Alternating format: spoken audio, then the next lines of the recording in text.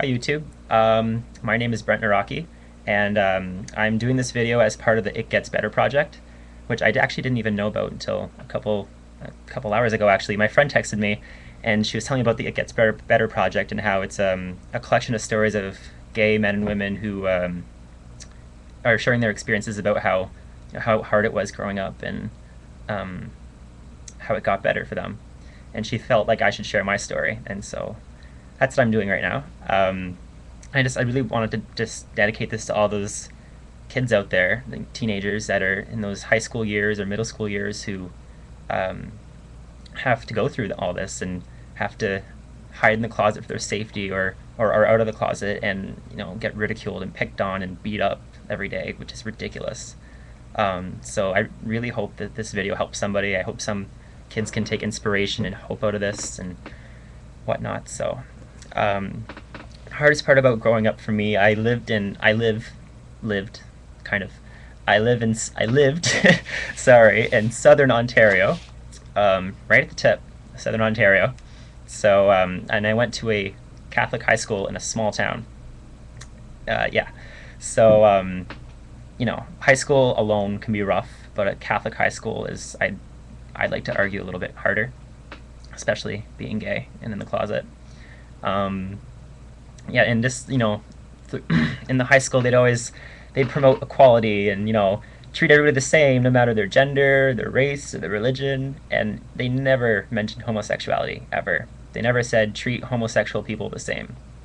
And I just being a minority, it made me feel like a minority amongst minorities. I wasn't even included in those minorities they were listing, so it was very discouraging, and it seemed like a very big mountain to climb to get through high school. And I was terrified. I knew nobody liked me. I didn't think people would understand me. I thought I'd be ridiculed, and just it was a rough time.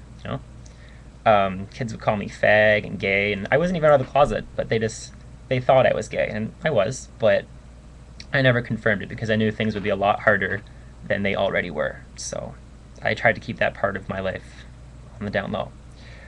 Um, so yeah, and I told my parents a little more than a year ago before I moved away to university, and they didn't take it very well either. They were embarrassed about what their friends would think. They weren't supportive, and I remember them asking me if there was a cure for homosexuality. I distinctly remember that. It was actually recently that they asked me that. I'd say within the last couple months, and I always remember that. And it sucks to hear that from your parents because always they're your first primary caregivers. They're supposed to be the most supportive people, but it was hard to hear that. So yeah, and the emotions that I felt through my high school years, which I'm sure a lot of um, young gay teenagers are, is I felt angry. I felt like I was being trapped in this box this entire time, and that you know if I was let out, it'd be probably a dangerous idea. And I felt lonely and just negative influences everywhere about homosexuality. It was just such a small town and a small town mentality, and people would fight homosexuality under the guise of strict moral family values and whatnot. So it was very daunting and very hard to handle alone. So, and I know, like to the teenagers out there, I know you're scared and you're lonely and you feel like it's hopeless and whatnot, and you probably feel like you're on the constant defense 24/7, either hiding your sexuality or defending your sexuality. And I'm really, really sorry from the bottom of my heart.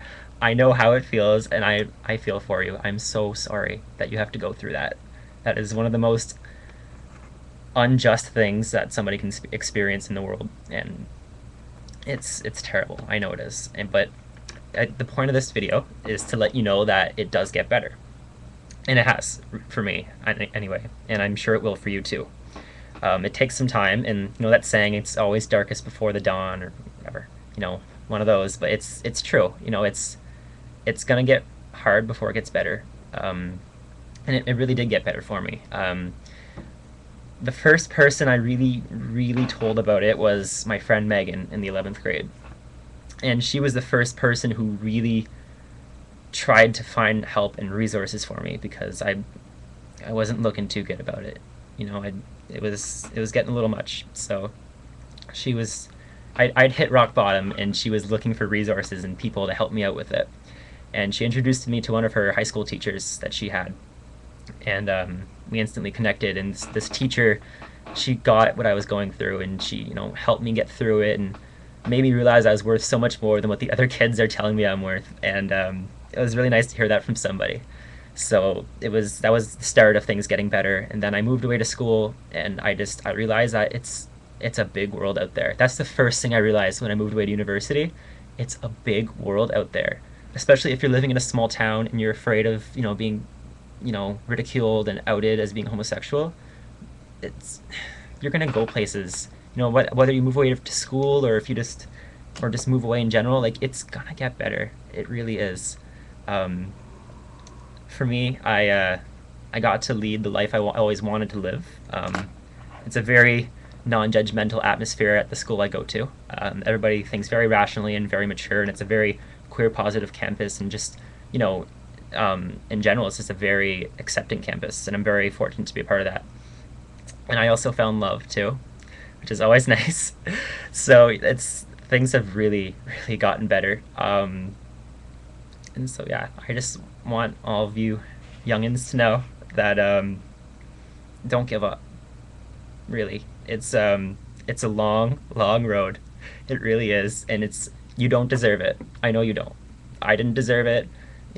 No gay, lesbian, transgendered, bisexual person, anybody, nobody deserves that, and it's unfortunate that we have to go through that in this day and age. It's 2010, and we're still just the amount of ignorance that exists in our society is sad. It is, but please don't give up. Thank you.